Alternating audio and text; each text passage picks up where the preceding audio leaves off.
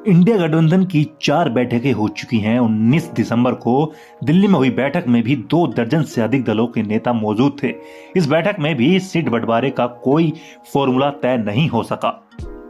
लोकसभा चुनाव को अब जबकि 6 महीने से भी कम समय बचा है और भाजपा पूरी मजबूती के साथ तैयारी कर रही है, वहीं भाजपा को रोकने के नाम पर बने इंडिया गठबंधन में सीट शेयरिंग को लेकर ही विवाद होता दिख रहा है। इस गठबंधन के प्रमुख दल कांग्रेस के साथ या तो सीट शेयर करने के लिए तैयार नहीं है या फिर कांग्रेस को कम से कम सीट देना चाहते हैं। तृणमूल कांग्रेस ने तो साफ कह दिया है कि वो वाम दलों और कांग्रेस के साथ सीट साझा नहीं करेगी।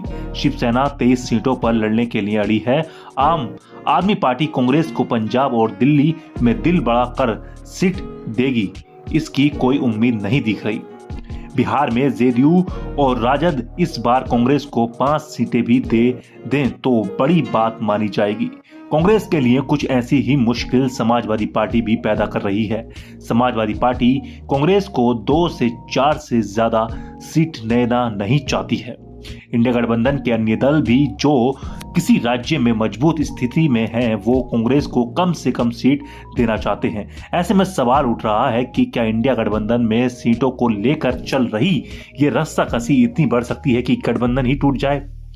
राजनीतिक विशेषज्ञों का मानना है कि इंडिया गठबंधन में भले ही कांग्रेस सबसे बड़ा दल है, लेकिन पिछले दिनों हुए राज्यों के चुनाव में उसके खराब प्रदर्शन के कारण उसकी स्थिति कमजोर हुई है।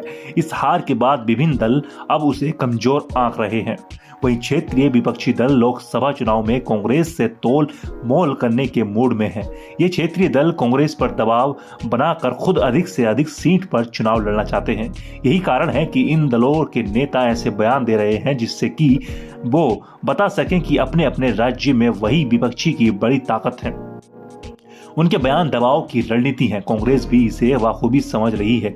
यही कारण है कि कांग्रेस नेता राहुल गांधी 14 जनवरी से भारत न्याय यात्रा पर निकल रहे हैं।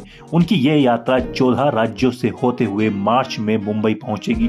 इस यात्रा के जरिए राहुल जहां एक और भाजपा के खिलाफ माहौल बनाना चाहते हैं, वहीं इंडिया गठबंधन के सहयोगी दलों पर भी दबाव बनाने की कोशिश में है।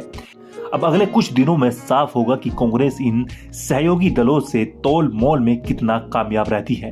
कांग्रेस के सामने चुनौती इसलिए भी बड़ी है कि उसे इन दलों को एकजुट भी रखना है और इनसे सम्मानजनक सीट हिस्सेदारी भी लेनी है।